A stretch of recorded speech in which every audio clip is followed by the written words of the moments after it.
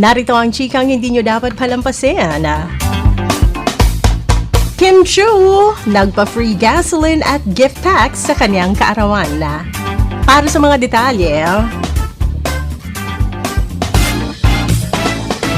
sa halip ng magarbong selebrasyon, mas pinili ng TV host actress na si Kim Chu na mamahagi ng tulong sa mga labis na naapektuhan ng pagtaas ng presyo ng langis at bilihin.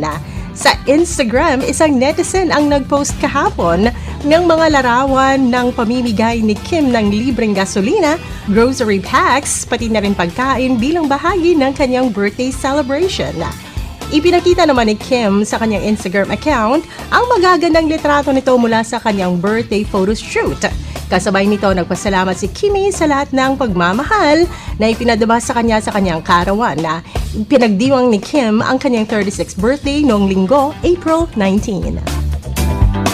At yan na lang muna ating chika ngayon. Ako si Apple Dale sa 105.9 Wild FM. Hala, pag-wild! Wild FM.